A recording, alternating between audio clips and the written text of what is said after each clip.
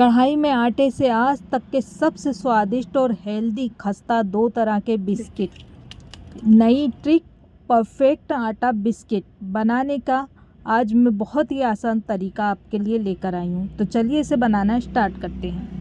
एकदम परफेक्ट आटा बिस्किट बनाने के लिए आप एक थाली में 2 कप गेहूं का आटा छान कर ले लीजिए।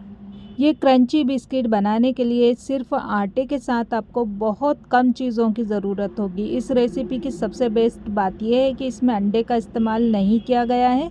आटे से बने बिस्कुट बिल्कुल भी अनहेल्दी नहीं है। इस रेसिपी को आप एक बार ज़रूर ट्राई करें। यहाँ पर मैंने एक थाली में 2 कप गेहूं का आटा नाप कर ले लिया। अब इसमें हम डालेंगे आधा कप सूजी। इसी कप से नाप कर डालेंगे जिससे हमने आटा नापा है। चुटकी भर नमक डालें और साथ ही 2 टीस्पून कस्टर्ड पाउडर डाल दें। कस्टर्ड पाउडर ऑप्शन है, आप इसे स्किप भी कर सकते हैं। इसके बगैर भी ऐसा नहीं है कि बिस्किट का जो मज़ा है अच्छा नहीं लगेगा, इसके बगैर भी बिस्किट बहुत टेस्टी बनेंगे। 1/4 कप सूखा नारियल कद्दूकस करके ले लें, या फिर आप बाज़ार का डेसिकेटेड नारियल भी ले सकते हैं, लेकिन वो इतना हेल्दी नहीं होता है। सभी चीज़ों को अच्छी तरह से मिला लें। आप चाहें तो 1/2 टीस्पून इलायची पाउडर डाल सकते हैं। अब अगले स्टेप में एक बाउल ले लीजिए और इसमें 1 कप चीनी और 1/2 कप पानी डाल लीजिए और इसे थोड़ा सा मिला लीजिए। सारी चीज़ें हम उसी कप से नापेंगे जिससे हमने आटा नाप करके लिया है।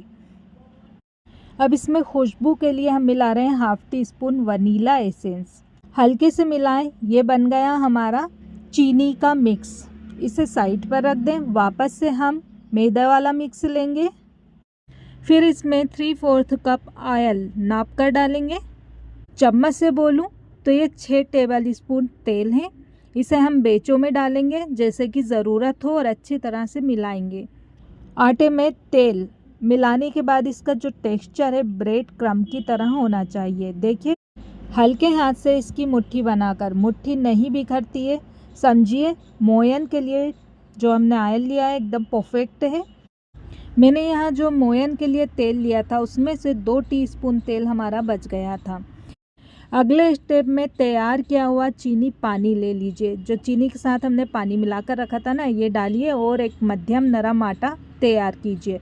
यानी सेमी थिक आटा बनाकर हमें तैयार करना है। तो इसके आटे को हमें ज़ोर ज़ोर से गूंदना नहीं है। जैसे नॉर्मल आटा हम अच्छे मुक्की लगाकर गूंद लेते हैं ना, ऐसा आप बिल्कुल भी मत कीजिएगा, वरना इसका जो क्रस्ट होता है ना ख़त्म हो जाएगा और खस्ता बिस्किट नहीं बनेंगे। तो आप हल्के हाथ से इसे थोड़ा थोड़ा चीनी पानी डालते हुए गूंद लीजिए, जैसे मैं गूंद रही हूँ।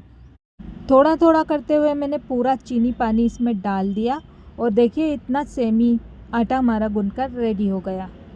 आटे को कवर कीजिए और 10 मिनट रेस्ट के लिए छोड़ दीजिए। टाइम पूरा हो जाएगा तब आटे को 2 बराबर बराबर हिस्से में बांट लें।